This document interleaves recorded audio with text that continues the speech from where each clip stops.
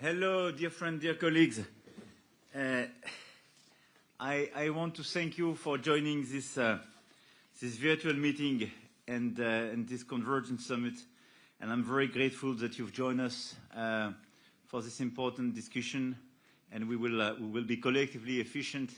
And our common goal should be clear. It's to put the global economy back on a stronger growth path.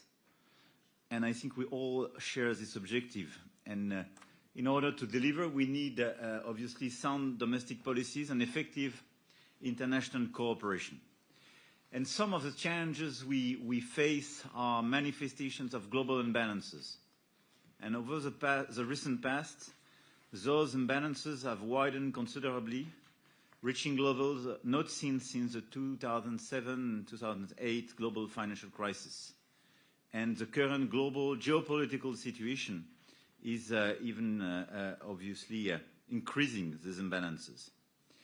It will be one of the key focus of our discussion at the G7. It will be a very important topic for the G20, chaired by the US.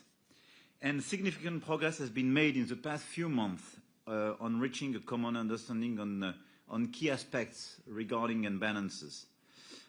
All the work done by the IMF and the group of international economists chaired by Hélène Rey is helping a great deal in this respect, and I want to thank all of them. So the international consensus is forming around a few points. First, there is urgency to act.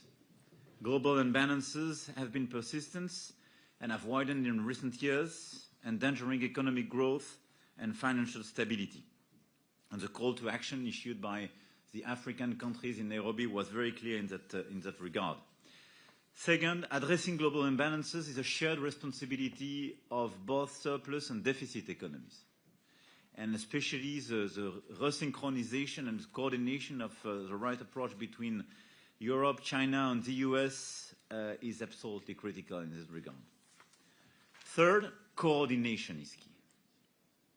And if they are not addressed through a coordinated approach among the world's major economies, these imbalances risk unwinding in a disorderly manner, leading to abrupt economic and financial adjustments.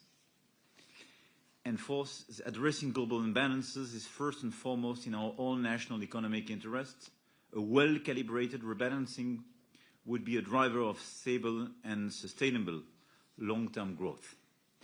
Obviously, in this discussion, the IMF has a central role in the surveillance framework of imbalances, for policy advice, and to a certain extent, monitoring of progress. And the governance and surveillance framework is key. So we all know what we have to do. We know in Europe that we are lagging behind in terms of productivity and investment.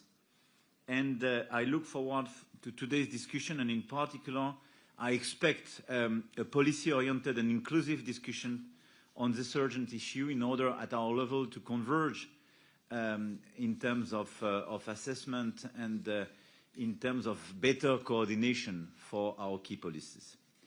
And I think the main question is clearly, how far are we ready to go collectively to rebalance our growth models to deliver stability and prosperity to our peoples? I don't want to be longer, but here was a way I wanted to frame our common discussion. I suggest, if you agree, to start with the IMF, and thank you, Kristalina, for being here, in order precisely to frame this discussion and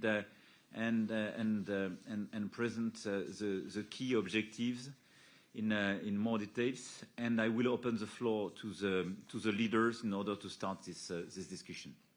Kristalina, the floor is yours.